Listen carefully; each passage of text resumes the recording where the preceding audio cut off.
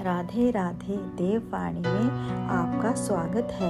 आपने महाभारत की बहुत सी कहानियाँ सुनी होंगी, परंतु कुछ प्रसंग ऐसे हैं जो जितने दुर्लभ हैं उतने ही गहरे और विस्मयकारी हैं। आइए सुनते हैं आज एक ऐसा ही प्रसंग। महाभारत को सही मायने में विश्व का प्रथम विश्व युद्ध कहा जाता है, क्योंकि आर्यवर्त का शायद ही कोई ऐसा राज्य होगा जो इस युद्ध से दूर रहा होगा।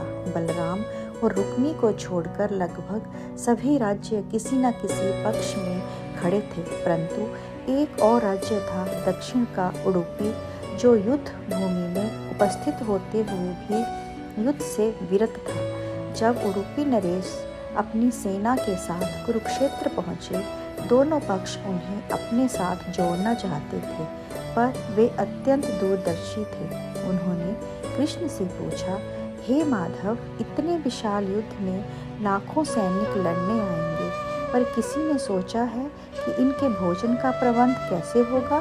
कृष्ण मुस्कुराए, महाराज, आपने उचित प्रश्न किया है। क्या आपके मन में कोई योजना है? उडुपी नरेश ने विनम्रता से कहा, मैं इस युद्ध में भाग लेना उचित नहीं मानता, परंतु युद्ध अब टल नहीं सकता। मेरी इच्छा है कि मैं अपनी सेना सहित दोनों ओर की संपूर्ण सेना का भोजन का प्रबंध देखूं। कृष्ण अत्यंत प्रसन्न हुए, महाराज, ये कार्य आप जैसे कुशल राजा ही कर सकते हैं। इतने विशाल बल का भोजन संभालना आपके और भीम के अलावा किसी के बस की बात नहीं। युद्ध प्रारंभ हुआ। उडुपी नरेश प्रतिदिन सभी योद्धाओं के लिए भोजन बनवाते और हर दिन एक दाना भी व्यर्थ नहीं जाता।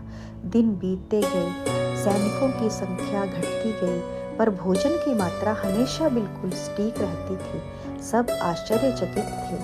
आखिर उन्हें हर दिन पहले से कैसे पता चल जाता था कि कितने योद्धा मारे जाएंगे? युद्ध समाप्त हुआ।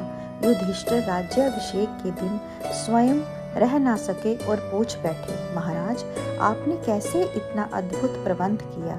उडुपी नरेश ने मुस्कुराकर कहा, सम्राट, जैसे आपकी विजय का श्रेय श्री कृष्ण को है, वैसे ही मेरे इस रहस्य के पीछे भी वही है। सब चकित थे। तब उन्होंने रहस्य बताया, हे महाराज, श्री कृष्ण प्रतिदिन रात्रि में मूंगफली खाते थे। मैं प्रतिदिन गिनकर मूंगफली रखता और भोजन के बाद गिनकर देखता कि उन्होंने कितनी खाई।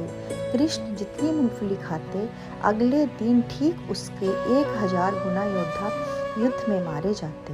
यदि वे 50 मूंगफली खाते, तो मैं जान जाता कि अगले दिन 50,000 सैनिक मृत्यु को प्राप्त होंगे, और उसी अनुसार भोजन बनवाता था। ये सुनकर सभी कृष्ण के दिव्य लीला ज्ञान के आगे नतमस्तक हो गए। राधे राधे। यदि आपको महाभारत से ये छोटा सा प्रसंग अच्छा लगा हो, तो कृपया मेरे चैनल को लाइक, सब्सक्राइब